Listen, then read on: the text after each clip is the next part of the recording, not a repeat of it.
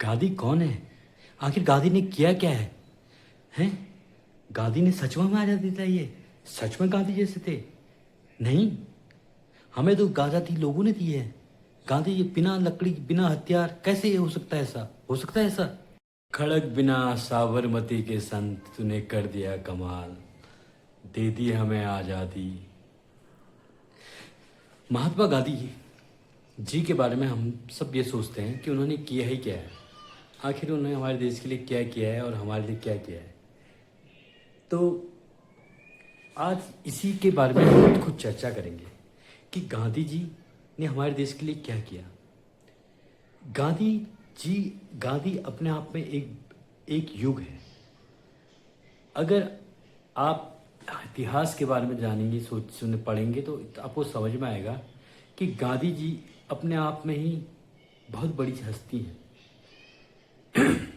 अगर हमारे हिस्ट्री को हम देखें तो हमारे जितने भी फ्रीडम फाइटर्स हैं, जितने भी हमारे एंसेस्टर्स हैं, उनकी नज़र में गांधी जी हमेशा हीरो थे। और कहीं न कहीं उनको देश की आज़ादी के लिए लड़ने के लिए किसी ने प्रेरित किया है तो वो है गांधी जी।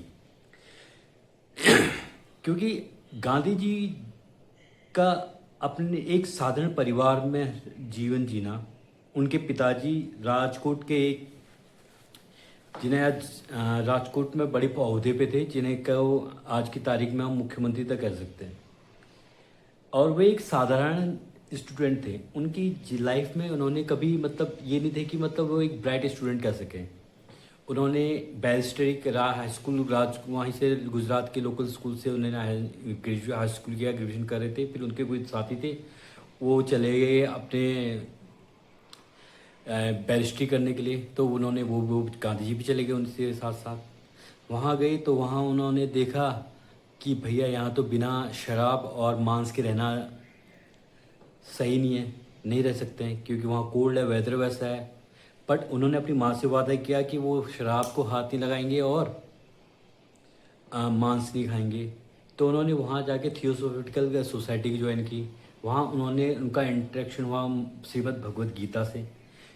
आपको मैं ये चीज़ें इसलिए बता रहा हूँ कि आप कनेक्ट कर सकें कि गांधी ने अपने ऊपर कितना सेक्रीफाइस किया और एक साधारण इंसान कैसे एक महापुरुष बना, जिसे महात्मा कहलाया है, गृहस्थ होते हुए जो महात्मा कहलाया है, जिसने अपने जीवन में हमेशा संघर्ष किया।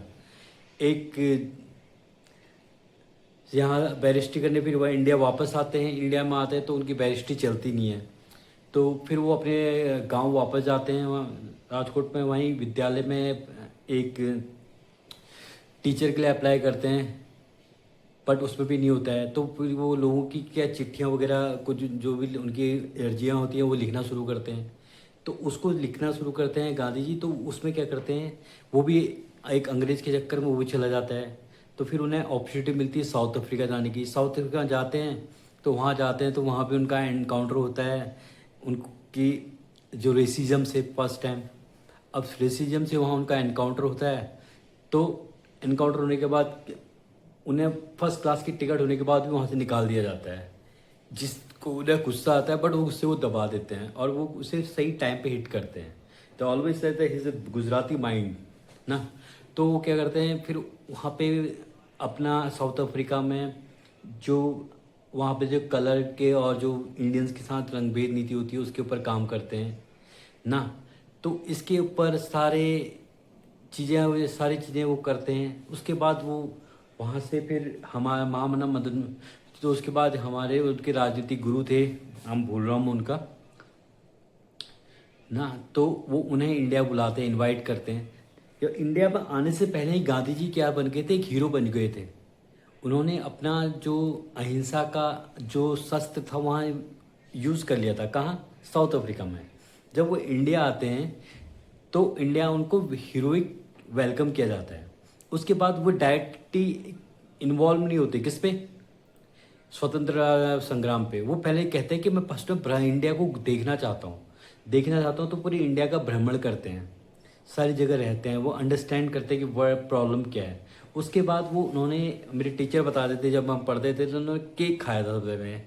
केक में मीन्स होता है चंपारण, खेड़ा और अहमदाबाद, ये तीन उनके जो मेन, अहमदाबाद आने के बाद जो उनके मेन तीन चीज़ें थी जहाँ पे उन्होंने सत्याग्रह के लिए का किया था किसानों के लिए। जहाँ जैसे चंपारण में क्या होता था कि यहाँ क्या करें, एग्रीकल्चर क्या बनाई जाती थी कि जिससे पैसा निकले, ऐसी जैसे नील की खेती की जाती थी, उन्हें उतना पारिश्रमिक नहीं जाता दिया जाता, जिससे गांव के लोग क्या हो गए थे, वहाँ अस्पृश्यता फैल गई थी, अशिक्षिता हो गई थी, शिक्षित हो गए थे, और लोग क्या कहते हैं नशे में चले गए थे। तो उन्होंने यहाँ काम किया। मैं अहमदाबाद में फिर उन्होंने दोबारा से, तो मजदूर मिलों में जो व्यापारिक संघ था उसमें मजदूरों का शोषण कर रहा था, तो गांधी जी ने इनके ऊपर भी काम किया। तब इसमें इनको सफलता मिली तो उन्होंने फिर असहयोग आंदोलन किया।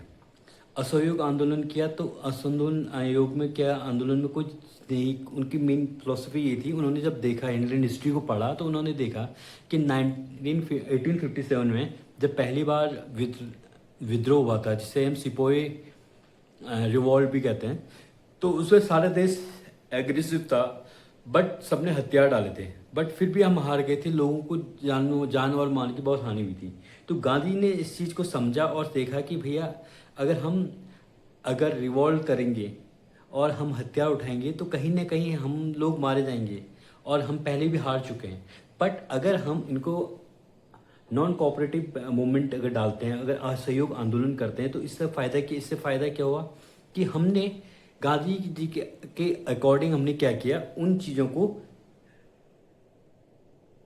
असहयोग किया। मीन्स कि हम कोई चीज़, वो हम अंग्रेज ब्रिटिशर्स हमसे कुछ कह रहे हैं करने को, तो हमने उसे न करते हुए हमने उनको उस चीज़ में बायकॉट किया ना।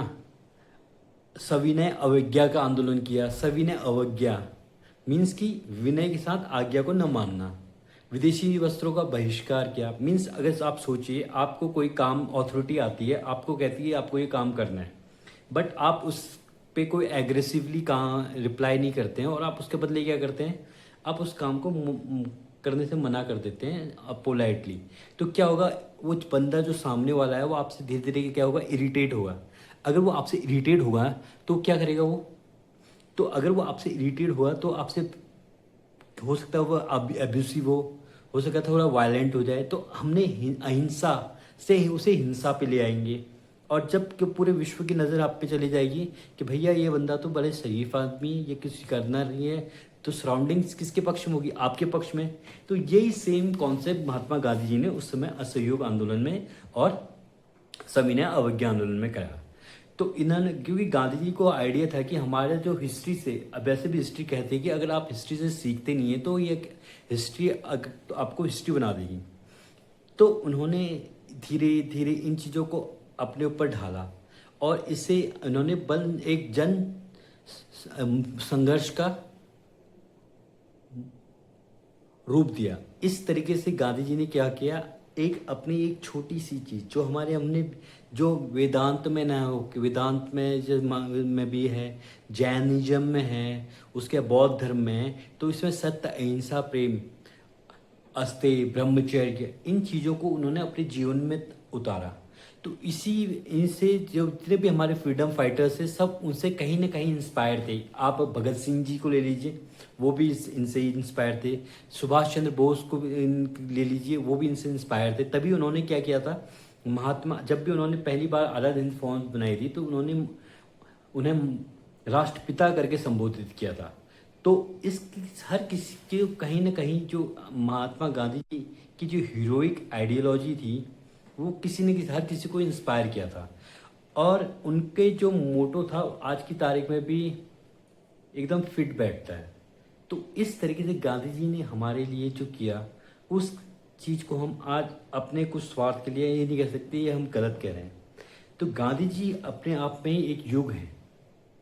अगर आप देखेंगे गांधी जी के बारे में किसी कहने से पहले या किसी चीज़ के बोलने से पहले, इन्होंने देश की चीज़ को समझा। जब तक हम उस चीज़ को फील नहीं करेंगे तब तक उन्होंने मूवमेंट जारी नहीं किया। वो चाहते तो उनके पास हीरोइक एंट्री तो पहले से थी, साउथ अफ्रीका से आने के बाद वो डायरेक्ट ही हिट कर सकते, बट उन्होंने ऐसा नहीं किया। उन्होंने कहा कि पहले मैं देश को समझूं कि एक्चुअल प्रॉब्लम क्या है, मेरा देश इतना बड़ा है और उनके लोगों की प्रॉब्लम क्या है। तो उन्होंने कपड़े पहनने बंद किए। उन्हें देखा कि हमारी एमएसएमई, जब अंग्रेज आए इंडिया में तो सबसे पहले इन्होंने हमारे एमएसएमई को ही बर्बाद किया। आज की तारीख में भी हम गवर्नमेंट एमएसएमई को बहुत जोर दे रही है। इसका मेन रीज़न ही ये है कि अंग्रेज़ों को जब इंडस्ट्रियलाइजेशन हुआ था वेस्ट में, तो उनका मेन मोटो था कि इंडिया की बैकबोन तोड़ना, जो हमारी एमएसएमई थी।